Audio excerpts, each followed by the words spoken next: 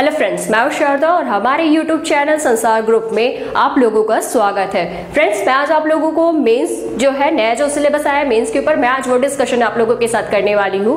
तो आइए चलो स्टार्ट करते हैं मेंस का डिस्कशन। मेंस के डिस्कशन में मैं आपको ये बताने वाली हूँ कि आज मतलब जो 7 पेपर है वो 7 पेपर का कैसे कैसे क्या क्या वेटेज रहेगा, हम आज उस पर डिस्कशन करने वाले हैं। क्वेश्चन का पैटर्न कैसे रहेगा उस पर डिस्कस करने वाले हैं। तो चलिए सबसे पहले देखते हैं कि अपने फर्स्ट पेपर में क्या कहा गया है। फर्स्ट पेपर जो है लैंग्वेज का पेपर है। फर्स्ट पेपर कौन सा है? लैंग्वेज का पेपर है, ठीक है। जिसमें 3 लैंग्वेज की बात की गई। कौन कौन से? सामान्य हिंदी, सामान्य अंग्रेजी और छत्तीसगढ़ी भाषा। अगर हम सामान्य हिंदी को देखेंगे तो सामान्य हिंदी में हमको कुछ नया नहीं मिलेगा, जो पुराना था वही चीजें उसमें शामिल है, ठीक है। जो पुरानी चीजें थी वही उसमें शामिल है, जो पुराने सिलेबस में हमारा था हिंदी के बारे में वही चीजें उसमें शामिल है।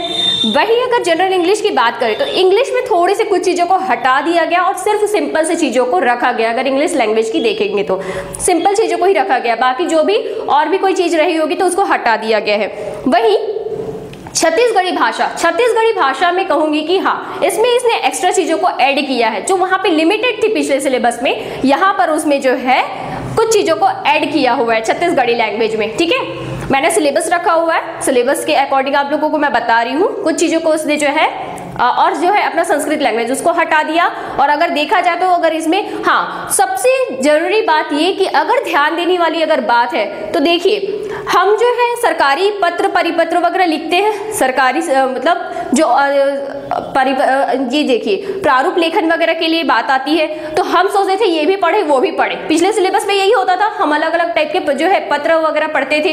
लेकिन यहाँ पर जो है स्पेशली ये चीज यहाँ पे मेंशन कर दिया गया है कि आपको कौन कौन सी चीजें पढ़नी है, जैसे कि प्रारूप लेखन, विज्ञापन, प्रपत्र, परिपत्र, प्रस्तावना, अधिसूचना, टिप्पणी लेखन, शासकीय अर्थशास्त्रीय पत्र प्रतिवेदन, पत्रकारिता, ये सारी चीजें जो है यहाँ पे एक एक चीज को इसने साफ साफ लिख दिया है। तो आप लोगों को मेंस के सिलेबस का मतलब ही ये होता है, जो सिलेबस में कहा गया है सिर्फ उसी चीजों को फॉलो करना है, आपको एक्स्ट्रा कोई भी चीजें पढ़ने की जरूरत नहीं है, ठीक है।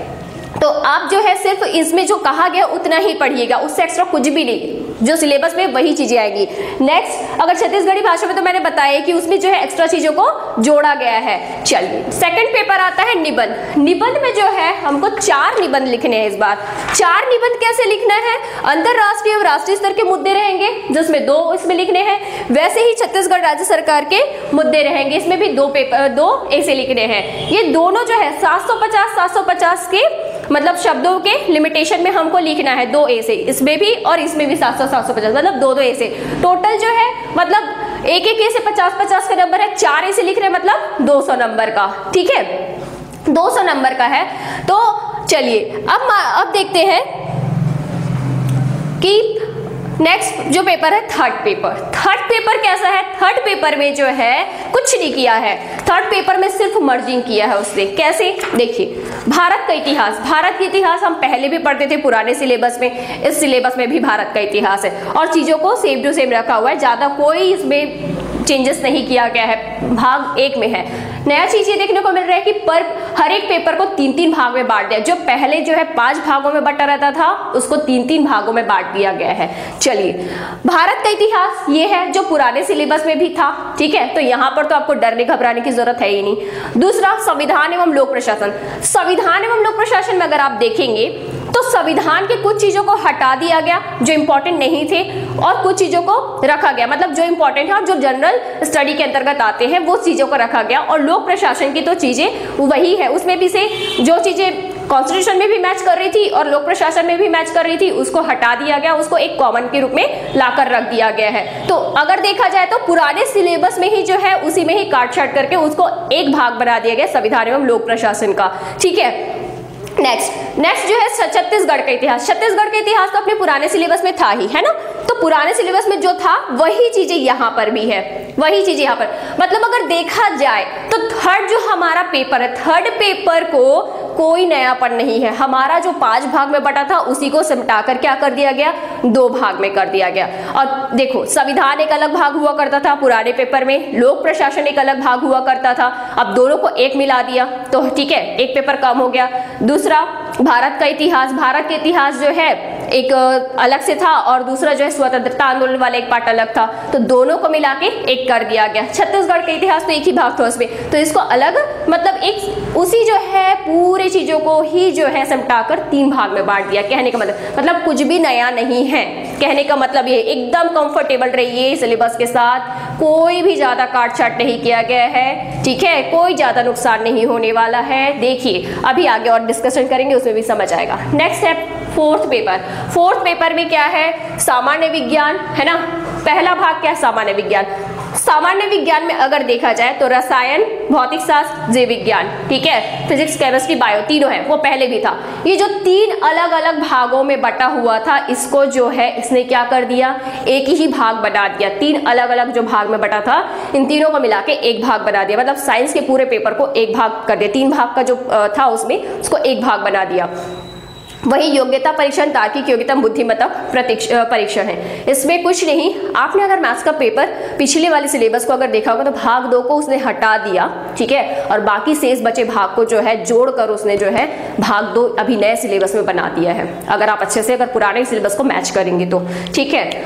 और भाग 3 की अगर बात करें, व्यवहारिक एवं अप्लाइड विज्ञान की बात है, तो इसमें कुछ भी नहीं है। इसमें कुछ भी नहीं है। इसमें सिर्फ ये है कि आप जो पुराने सिलेबस में जो साइंस वाला जो पोर्शन था हम पढ़ते थे, उसमें प्रौद्योगिकी और जो हमारा पर्यावरण सिलेबस था, बस उसी को ही जो है इसने नया नाम दे दिया, अप्लाइड एवं व्यवहारिक विज्ञान। अगर आप सिलेबस के अंदर को रीड करेंगे तो आप पाएंगे कि वही पुरानी चीजें हैं, पर्यावरण और जो प्रौद्योगिकी के लिए हम पढ़ते हैं। समझ आ रहा है? मैं अभी आपको बताऊंगी, कैलकुलेशन करके भी देखेंगे, ठीक है। अभी सिर्फ सुन लेते हैं क्या क्या चेंजेस है, फिर इसमें कैलकुलेशन करके भी देखेंगे। नेक्स्ट पेपर है अपना पेपर 5। पेपर 5 में जो है क्या है, पेपर 5 में भारत एवं छत्तीसगढ़ की अर्थव्यवस्था, भारत एवं छत्तीसगढ़ की अर्थव्यवस्था, इसको भी 2 भाग में बांट दिया गया। राष्ट्रीय, देखो, एक तो भारत की अर्थव्यवस्था, दूसरा छत्तीसगढ़ के संदर्भ में, भारत के संदर्भ में और छत्तीसगढ़ के संदर्भ। भारत के संदर्भ में वो क्या बता रहा है, भारत के संदर्भ में जो है ये हमारा जो पुराना सिलेबस था ना, जो भाग 1 था, वही चीजें इसमें रखी गई है, वही चीज इसमें रखी गई है। भाग 2 को हटा दिया, जिसमें योजना संबंधित हम बातें पढ़ते थे, उसको हटा दिया उसने, ठीक। क्यों? क्योंकि उसका वैल्यू भी नहीं था। अगर चाहे तो इसमें भी मर्ज करके उसमें से क्वेश्चन बना सकता है, कोई नई बात नहीं है, इसलिए वो अननेसेसरी थी, उसको हटा दिए। भाग 2 छत्तीसगढ़ के संदर्भ में, हमारा जो इकोनॉमी जो पेपर था ना, उसमें भाग 4 कुछ है ना, भाग 4 वगैरह है, उसमें जो ये अनुसूचित जाति, अनुसूचित जनजाति, पिछड़ा वर्ग करके ये सब टॉपिक था, ये उसी टॉपिक को उठा के इसमें भाग छत्तीसगढ़ के संदर्भ में कर दिया भाग 1 के तहत। वही नेक्स्ट आता है भाग 2।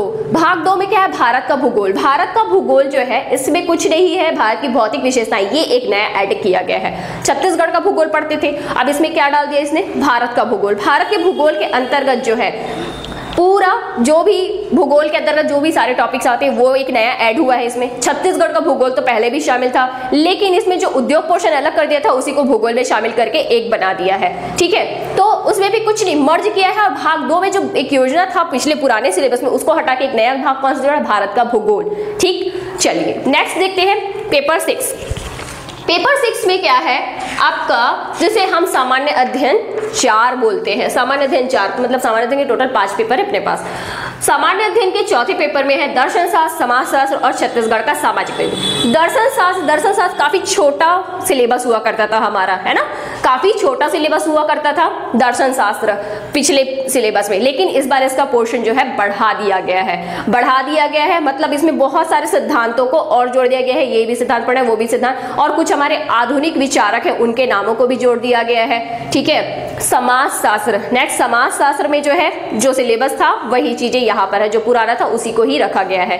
छत्तीसगढ़ का सामाजिक परिदृश्य, जो 3 अलग अलग भाग बटे हुए थे ना पेपर 7 में पुराने सिलेबस के अनुसार, छत्तीसगढ़ का लास्ट पेपर जो 7 था उसमें 3 अलग अलग भाग बटे छत्तीसगढ़ के संबंध में, उसी को मर्ज करके एक साथ जो है छत्तीसगढ़ का सामाजिक परिदृश्य के रूप में इसमें ऐड कर दिया गया है। पेपर 7 में क्या कहा गया है, पेपर 7 जो है कल्याणकारी, विकासात्मक कार्यक्रम एवं कानून, ये एक पूरा नया पेपर है, ठीक है, ये एक पूरा नया पेपर है। इसमें कल्याणकारी, विकासात्मक कार्यक्रम एवं कानून बोल रहे हैं, इसमें भी 3 भाग में बटा है। सामाजिक एवं महत्वपूर्ण विधान, ठीक है, छत्तीसगढ़ के संदर्भ में छत्तीसगढ़ शासन की कल्याणकारी योजनाएं, और क्या है नेक्स्ट जो भाग है इसका, भाग 2 अंतर्राष्ट्रीय एवं अंतर्राष्ट्रीय खेल घटनाएं संगठन, भाग 3 अंतर्राष्ट्रीय एवं राष्ट्रीय शैक्षणिक संस्थाएं एवं मानव विकास में उनका योगदान, ठीक। ये इतने पेपर हैं। अब देखिए इनको मैनेज कैसे करना है या इनको पढ़ना कैसे, हम इस पर डिस्कस करने वाले हैं। देखो पेपर 1 जो लैंग्वेज का है, ठीक है, पेपर 1 लैंग्वेज का है हमारा, ठीक है, ये आपने पहले भी पुराने सिलेबस में पढ़ा है और अभी के सिलेबस में भी पढ़ा है, तो इसमें कोई नया बात नहीं होना चाहिए, है ना।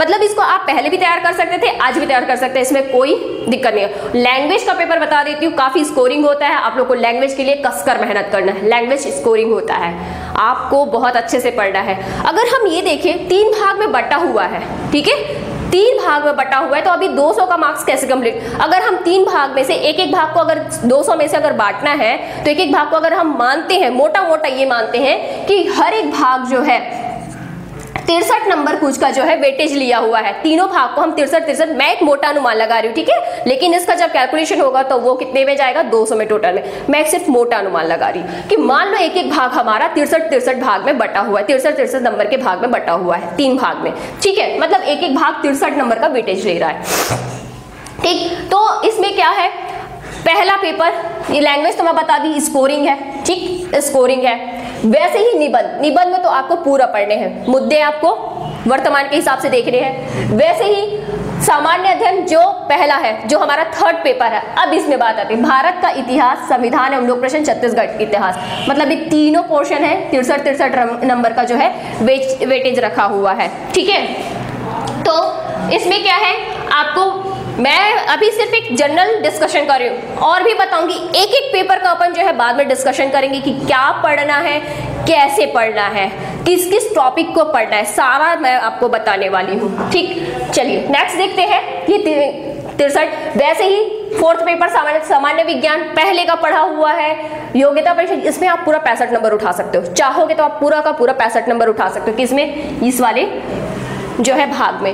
वहीं व्यवहारिक एवं विज्ञान ये भी हमारा पुराना पढ़ा हुआ है। सामान्य अध्ययन 3 जो 5वां पेपर है हमारा, भारत का भूगोल एक नया पढ़ना है, भारत एवं छत्तीसगढ़ की अर्थव्यवस्था, छत्तीसगढ़ का भूगोल ये पढ़ा हुआ है।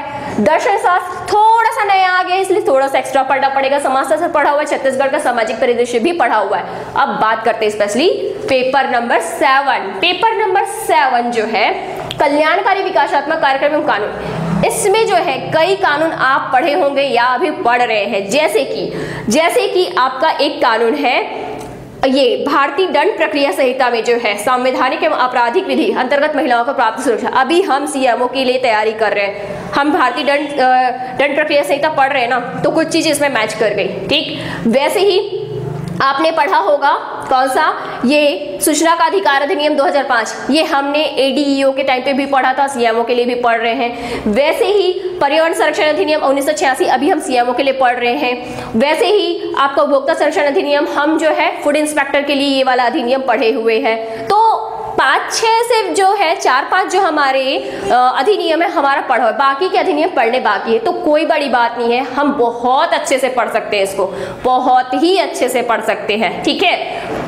छत्तीसगढ़ के संदर्भ में जो है प्रचलित विभिन्न नियम अधिनियम, उनके छत्तीसगढ़ के निवासियों पर कल्याणकारी विकासात्मक जो भी प्रभाव हो रहा है, जो भी योजनाएं चल रहे हैं, नियम अधिनियम बने, उस पर डिस्कशन करना है। शासन की कल्याण, यहाँ जो छत्तीसगढ़ शासन है, जो जो योजनाएं लॉन्च की हुई है उसके बारे में, उसकी उपलब्धि के बारे में पढ़ना है। और भाग 2 राष्ट्रीय अंतर्राष्ट्रीय खेल घटनाएं संगठन, जैसे कि इसमें दिया है संयुक्त राष्ट्र में उसके सहयोगी संगठन, अंतर्राष्ट्रीय मुद्रा कोष, विश्व बैंक, ये सारे जो है एक संगठन के बारे में बात करें, राष्ट्रीय लेवल अंतर्राष्ट्रीय लेवल पे। तो इसमें आपको क्या करना है, इसमें जो है आपको कुछ नहीं, वर्तमान के जो मुद्दे हैं ना उसको आपको फोकस करके चलना है। जैसे कि अगर हम बात करेंगे कि जैसे कि आप उठा लीजिए विश्व बैंक एवं एशियाई बैंक, ये सब के बारे में, तो अगर विश्व व्यापार संगठन, ये WTO वगैरह, तो अगर हम देखेंगे WTO के विषय में अगर क्या मुद्दा बन सकता है, अभी जो है वर्तमान में अगर अंतर्राष्ट्रीय लेवल पे देखेंगे तो चीन और किसका, अमेरिका का व्यापारिक युद्ध चल रहा है, तो उससे रिलेटेड मुद्दे देखेंगे। मतलब मैं आप लोग को बताने वाली हूँ, हम जब पढ़ेंगे पेपर 7, मैं आप लोग को पेपर 7 बताने वाली हूँ आगे नेक्स्ट वीडियो वगैरह में, तो हम देखेंगे कि कैसे कैसे इसमें पढ़ना है। और वैसे ही राष्ट्रीय शैक्षणिक संस्थाएं, मानव विकास योगदान, इसमें सारी चीजें, मतलब एक चीज बता रही हूँ, जितना नया है ये जो पोर्शन, जो पेपर नंबर 7 है, जितना नया उतना ही स्कोरिंग है, उतना ही स्कोरिंग। पहले हम मानते थे कि हमारा ये फर्स्ट पेपर लैंग्वेज का स्कोरिंग होता है, दूसरा निबंध स्कोरिंग होता है, और तीसरा मानते थे हम 7वां पेपर हमारा स्कोरिंग है, मैथ्स तो होता ही था, ठीक है। सातवां पेपर स्कोरिंग है मानते थे, लेकिन अब नए सिलेबस के अगर हिसाब से देखें तो लैंग्वेज तो है ही स्कोरिंग, निबंध है ही स्कोरिंग, साथ ही पेपर 6 और 7 दोनों स्कोरिंग है।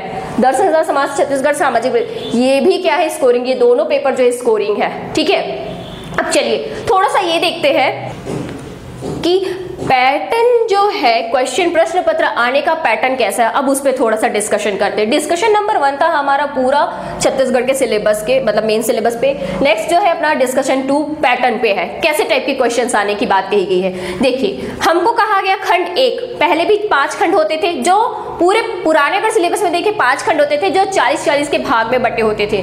ठीक है, 40-40 के भाग में बटे होते थे, और अभी भी 5 खंड है, लेकिन इसका जो है अलग है। मतलब पहला खंड जो है 44 अंक के होंगे, दूसरा अंक 52 अंक के होंगे, तीसरा अंक 64 अंक के, और चौथा अंक जो है 10 अंक के होंगे एक क्वेश्चन, और 5वां अंक जो है 30 अंक के होंगे 5वां खंड। देखिए अगर बात करूं हम जो है ये तो खंड 1 2 3 ये कॉमन तरीके होंगे। खंड स्पेशली खंड 4 पे बात करें तो खंड 4 में इसने एकदम क्लियर कर दिया है कि अभ्यर्थी को केवल एक प्रश्न उत्तर देना होगा, लेकिन ये जो है पाठ्यक्रम के भाग 2 से होगा। ये जो है भाग खंड 4 के जो क्वेश्चन है किससे आएगा, भाग 2 से आएगा। खंड 4 के जो क्वेश्चन है भाग 2 से आएगा, जो कितने अंक का होगा, 10 अंक का होगा, और एक ही क्वेश्चन बनाना है। 10 अंक का होगा और एक ही क्वेश्चन बनाना है इसमें। ठीक है, कुल 2 प्रश्न दिए होंगे जिसमें से एक बनाना है। वहीं खंड 5 की बात की जाए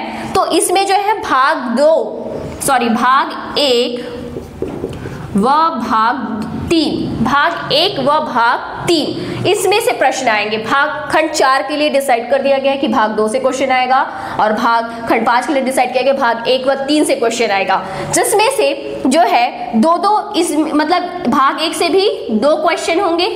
ठीक है, भाग 3 से भी 2 क्वेश्चन होंगे, जिसमें से हमको एक एक बनाने हैं जो कितने अंक के होंगे, 30 अंक के होंगे।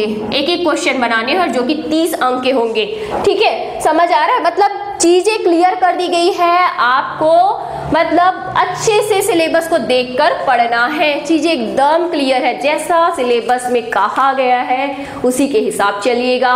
एक्स्ट्रा पढ़ने के चक्कर में कुछ भी नुकसान नहीं करिएगा। ठीक है, मैं आप लोगों को इसी सिलेबस पर जो है मेंस के भी जो है वीडियोस अवेलेबल कराऊंगी धीरे से। 1-2 दिन के अंदर मेंस के लिए भी जो है वीडियोस अपलोड हो जाएंगे। सबसे पहले हम काम करेंगे पेपर 7 पे। सबसे पहले आप लोग को वीडियो किस पे मिलेगा, पेपर 7 के लिए। ठीक है, अगर ये डिस्कशन आप लोगों को अच्छा लगा तो आप लोग प्लीज़ मेरे चैनल को सब्सक्राइब कीजिए और मेरे वीडियोस को ज़्यादा से ज़्यादा लोगों के बीच में शेयर कीजिए और लाइक कीजिए। Thank you so much.